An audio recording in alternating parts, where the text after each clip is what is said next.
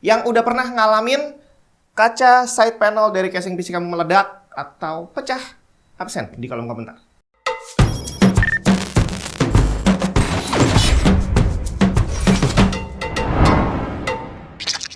Beberapa hari lalu saya udah sempat upload sebuah video short yang nyeritain saat saya mengalami ini nih.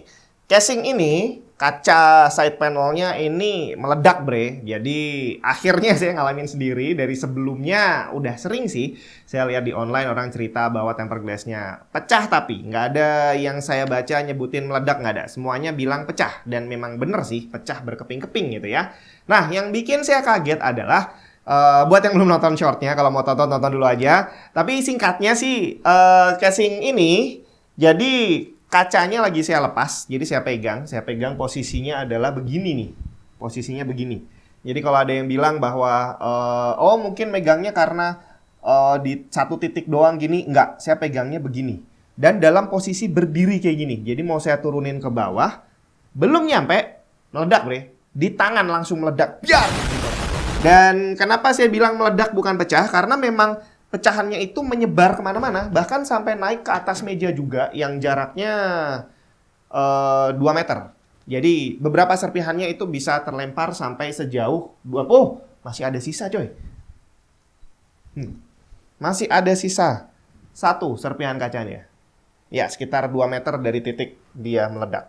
Dan itulah yang terjadi, dan hari ini saya pengen ngebahas karena ternyata bahwa kejadian tempered glass exploding itu bukan satu hal yang aneh. Jadi begitu saya searching, googling gitu ya, bukan tempered glass pecah tapi exploding, itu ternyata banyak kejadian, dan bukan hanya dalam dunia PC tapi di dunia tempered glass secara umum. Jadi kalau kamu pasang kaca untuk di rumah, di kantor dan segala macam, itu mereka punya kemungkinan meledak sama seperti yang terjadi pada saya kemarin di casing PC yang satu ini. Banyak yang udah ikutan komentar di video saya kemarin, dan ya rata-rata berhubungan dengan panas. Jangan-jangan karena kepanasan di PC-nya, terus habis panas dia dari luar terkena AC jadi dingin gitu ya. Terus akhirnya yang harusnya mengembang jadi yang harusnya memuai jadi mengkerut lagi, dan akhirnya bingung pecah. Ya bisa aja sih. Cuma permasalahannya ruangan tempat PC ini beroperasi tidak ber-AC bre. Jadi waktu saya main game pakai PC ini, ya PC-nya panas, ruangannya juga ikutan panas. Jadi ya kalau untuk masalah AC kemungkinan nggak mungkin karena memang tidak ada AC-nya. Tapi kenapa kira-kira kok bisa meledak, dan apakah akan bisa dicegah nantinya agar kita yang punya casing dengan tempered glass bisa terhindar dari masalah kaca yang meledak sendiri. Asus TUF Gaming GT502, dual chamber PC case dengan panoramic view yang punya banyak fitur keren. Bagian dalamnya terbagi menjadi 2 chamber untuk pendinginan yang lebih optimal, mensupport hingga 13 fan, dan kebebasan untuk memasang radiator di chamber belakang, bagian atas atau samping, serta mendukung posisi GPU horizontal dan juga vertikal. Memiliki desain fully modular dan dilengkapi 2 detachable straps untuk mengangkat casingnya dengan kapasitas up to 30 kg. Tersedia warna hitam dan putih, selengkapnya cek link di bawah. Saya bukan seorang ahli fisika, tapi yang saya tahu adalah sesuatu yang meledak itu bukan terjadi karena sekedar panas, tapi harus ada tekanan tinggi di situ, di mana tekanannya itu tidak bisa ditampung oleh suatu wadah dan akhirnya meledak. Di mana kenapa tekanan bisa bertambah? Ya salah satu penyebabnya adalah panas tadi bisa. Jadi contohnya nih ya, kalau kamu ngebakar bensin, jadi kamu tuangin bensin di tanah, kamu bakar, dia akan terbakar, nggak akan meledak. Bensinnya kamu taruh di dalam gelas atau di dalam drum, kamu bakar, ya dia kebakar, tapi nggak akan meledak.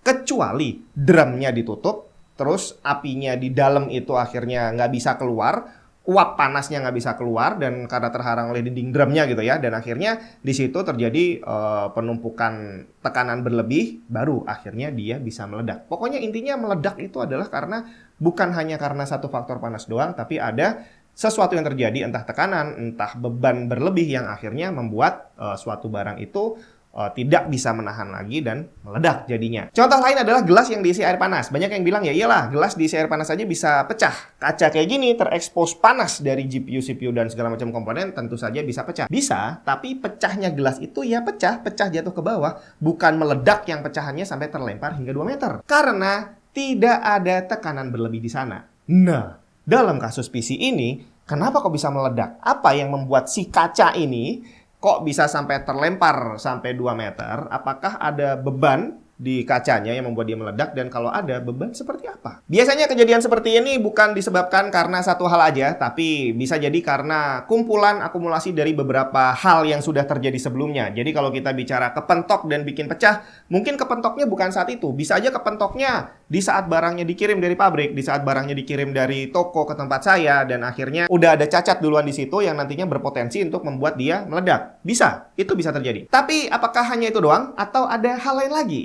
Kita bahas satu-satu. Dinamakan tempered glass karena di saat pembuatan dia mengalami satu proses pemanasan, di mana proses pemanasannya ini adalah untuk membuat kacanya biar bisa jadi lebih kuat. Kenapa jadi lebih kuat? Jadi proses pemanasan ini dalam pembuatan kaca bertujuan untuk mengurangi nickel sulfide inclusion yang ada di dalam kaca. Inclusion itu adalah benda asing, kontaminasi yang ada di dalam suatu material saat barangnya itu jadi. Jadi di saat kaca ini jadi bening kayak gini ya, terus tiba-tiba kamu lihat ada satu nih titik hitam di dalamnya. Nah, itu adalah salah satu contoh kontaminasi. Kalau dalam hal ini adalah nickel sulfide tadi. Inclusion namanya ya. Nah, kalau ada inclusion seperti tadi, jadi di dalam kaca ini yang harusnya bening semua, ternyata ada satu kotoran aja nongkrong di dalam, itu bisa mengurangi kekuatan kaca. Jadi, yang harusnya dia full nih, body semua, ternyata ada satu coakan kecil, di mana di situ adalah titik lemahnya.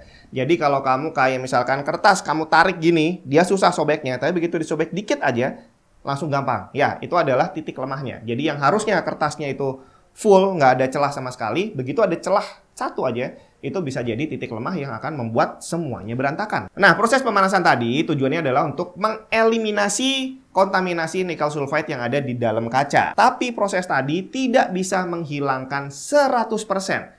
Kemungkinan akan masih ada sisanya. Seberapa banyak sisanya, ini yang nggak bisa diukur. Karena bergantung pada banyak hal. Bagaimana quality control dari pabriknya, dari peralatannya, dari orang-orangnya, dari prosesnya seperti apa, semuanya sangat berpengaruh untuk menjadikan bagaimana nanti kacanya itu bisa bagus atau enggak. Tapi kira-kira nih, kalau memang harus dicari angkanya, seberapa banyak ditemukan nickel sulfide pada sebuah kaca? Menurut lakersglass.com.au, perkiraan akan ada 1 batu nickel sulfide untuk setiap 8 ton kaca mentah. Tapi di pabrik lain, ada yang bisa muncul hanya 1 batu dari 13 ton kaca mentah. Dan kalau kita asumsikan bahwa semua pabrik kaca punya kualitas yang sama seperti itu, ya berarti harusnya kejadian kaca pecah atau meledak gara-gara nickel sulfide itu kemungkinannya kecil sekali. Jadi kita coba lihat faktor berikutnya. Kalau tadi dibilang bahwa satu titik nickel sulfide itu bisa mengurangi kekuatan kaca dan bisa membuatnya gampang pecah atau gampang meledak, ya itu udah pernah dengar kan satu pepatah bukannya? Yang nyebutin bahwa satu lubang semut itu bisa membuat bendungan jebol. Dan itu adalah satu hal yang nyata, bre. Jadi kayak tadi kertas, kalau ditarik itu susah, tapi begitu disobek dikit langsung gampang sobeknya. Ya kurang lebih seperti itu. Nah, dalam kaca, faktor-faktor yang menyebabkan berkurangnya kekuatan kaca bukan hanya dari nickel sulfide aja. Kalau nickel sulfide itu kan dari fabrikasi dan nggak bisa diapa-apain. Nah, setelah keluar dari pabrik akan ada banyak proses lanjutannya nih. Waktu dia dipotong, waktu dia di packing, waktu dia dikirim. Ada kepentok dikit aja, nggak kelihatan nih ada cacat, nggak kelihatan ada retak, tapi di situ ada. Itu udah sangat cukup untuk membuat kacanya bisa pecah sewaktu-waktu. Loh, tapi kan harusnya kalau retak kelihatan. Iya, kalau yang kelihatan. Ada banyak sekali kejadian retaknya itu retak halus banget yang nggak bisa terlihat oleh mata. Emang ada banyak. Bahkan ada beberapa metode yang bisa digunakan untuk menginspeksi kaca untuk melihat ada atau enggak retakan di atasnya. Salah satunya ada sebuah pengujian yang namanya adalah dye penetrant testing, di mana dengan bantuan satu bukan alat sih, lebih tepatnya bahan kimia gitulah ya. Itu dia akan bisa memunculkan nih retak yang nggak kelihatan oleh mata kita, langsung kelihatan nih ada retak-retak halus. Dan itulah yang terjadi pada proses yang dialami kaca setelah fabrikasi. Entah kepentok di jalan, entah waktu masang, entah waktu numpuk, dan segala macam. Termasuk setelah sampai ke tangan kita copot ini sampingnya, kena meja, naruhnya ke lantai kurang hati-hati, dan segala macam. Itu semuanya bisa menjadi faktor yang akan bertumpuk-tumpuk terus untuk akhirnya nanti suatu waktu bisa aja kacanya pecah, tapi kita nggak tahu kapan akan terjadi. Tapi kalau masalah ini juga boleh dibilang hampir nggak bisa dicegah, karena kita nggak bisa mengontrol bagaimana orang memproses kaca ini. Di saat dia packing, ngirim, dan segala macam, kita nggak bisa ngontrol. Jadi ya udah, ini kayaknya diabaikan juga nggak masalah. Kita coba cari penyebab lain yang kira-kira bisa kita hindari sendiri. Nah, Penyebab berikutnya adalah masalah panas. Dan kalau dulu kita belajar di sekolah, kita tahu bahwa panas dan dingin itu menyebabkan suatu material memuai dan menyusut. Memuai itu berarti bertambah secara volume, menyusut itu berarti berkurang secara volume, termasuk kaca. Ini kalau di rumah saya, pemuaian dan penyusutan ini adalah sesuatu yang sering bisa dilihat oleh mata. Dan ini terjadi di pintu dan juga kusen. Jadi kalau pas lagi dalam kondisi cuaca tertentu, pintunya jadi gampang dibuka, tapi dalam kondisi tertentu lagi jadi seret bre, nabrak, tahu-tahu nggak cukup tuh kusennya. Termasuk pagar di sini juga di kantor. Itu kalau pas lagi siang hari nih dalam kondisi panas, pagarnya kalau ditutup itu mentok sama pagar sebelahnya. Tapi kalau udah mulai sore dan malam hari ditutup lancar aja. Dan itu karena terjadi pemuaian. Dan pemuaian ini bukan yang jadi tambah gede gitu nggak. Perbedaannya paling cuma beberapa mili doang. Tapi itu udah cukup untuk menjadikan masalah. Nah, inilah satu hal yang agak nyambung menurut saya terhadap desain casing dan juga kemungkinan penyebabnya kaca pecah. Jadi, di saat kaca ini dipasang ke dalam casing dan PC-nya dipakai untuk main game atau dipakai kerja, semuanya panas. Bahkan PC saya ini panasnya luar biasa. Nanti saya ceritain sampai sana ya. Jadi, namanya kaca memuai karena terekspos oleh panas itu adalah satu hal yang sangat wajar. Nah, di sini kita harus perhatikan gimana kacanya terpasang di dalam PC. Apakah dia ditempel doang, pakai model soket, atau dibaut di belakang, di mana kacanya ini ditempel di frame, terus dibaut di belakang, atau kacanya dibaut langsung di casingnya, sama seperti casing ini. Ini bentar. A few moments later. Nih, bautnya kayak gini. Nih, kamu pasti udah sering lihat, jadi dipasang di sini kan? Nah, jadi kacanya nanti akan ada lubang. 4 biji, nempel masuk sini, terus dibaut. Dah, itu dia. Desain mana yang paling rentan? Ya, karena ini yang pecah, ya berarti boleh saya bilang bahwa desain ini adalah yang paling rentan. Kenapa bisa begitu? Karena dengan desain yang seperti ini, tidak ada ruang untuk kacanya bisa memuai, bre. Jadi kalau dia di sini nih, ini kan dia nempel di frame nih. Terus yang dibaut ke casingnya itu adalah frame-nya. Jadi di sini ada banyak ruang untuk kacanya memuai. Dia mau memuai ke atas bisa, ke depan bisa, ke bawah juga bisa. Bebas. Tapi kalau kacanya ditempel, dilubangin masuk ke dalam casing, lubang baut kayak gini, dia nggak bisa memuai. Kenapa?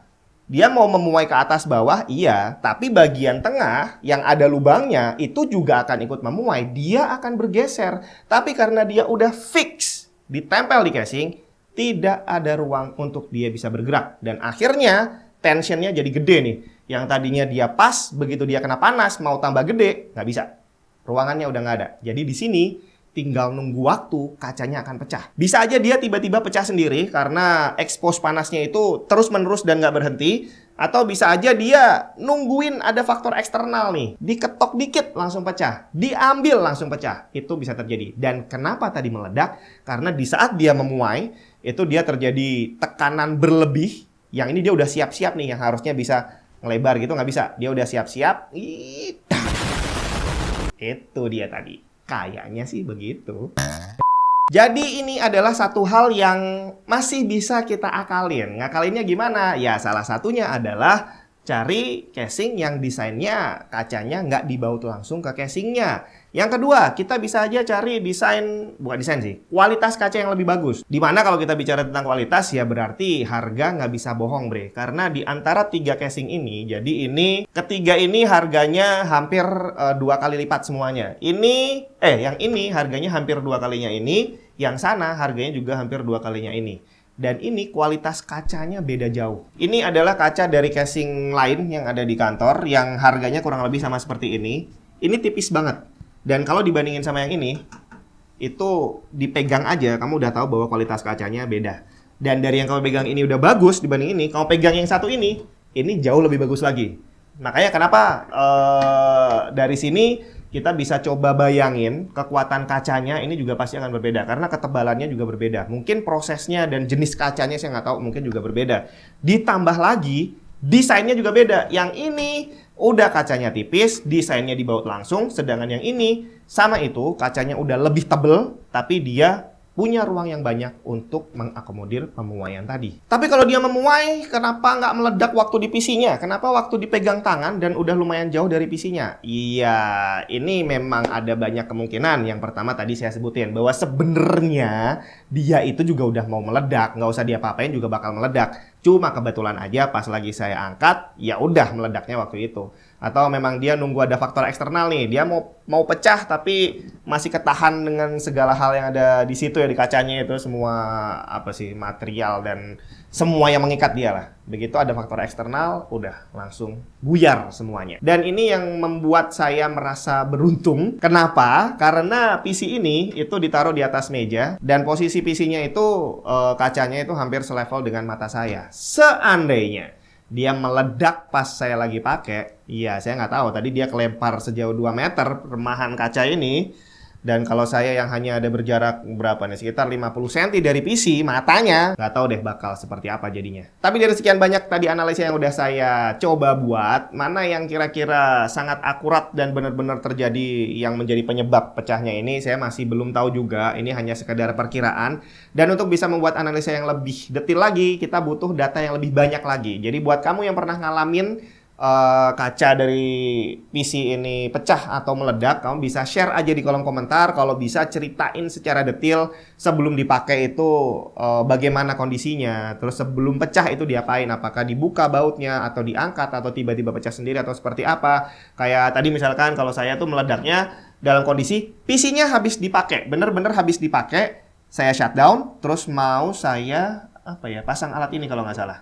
Saya mau pasang alat ini, jadi saya copot dulu. Terus saya ambil gini, pegangnya gini bre, bukan begini ya, tapi gini, ini biasa saya bawa gini, mau ditaruh langsung meledak, udah gitu doang. Dan satu lagi berarti, kalau ini hubungannya adalah panas, karena kalau di PC saya ini, oh ya saya belum cerita ya, ini saya pakai RX 7900 XT, di mana di sini dia waktu dipakai ngegame itu temperatur GPU-nya sekitar 72 derajat Celcius, tapi hotspotnya bisa sampai 85. Dan desain dari GPU ini, itu bagian samping adalah heatsink semua. Jadi panas dari GPU itu full dibuang ke samping, yang berarti langsung nyembur ke arah kaca. Ditambah dengan casingnya yang sempit, terus airflow-nya juga kurang bagus karena kipas intake cuma ada 3 di depan.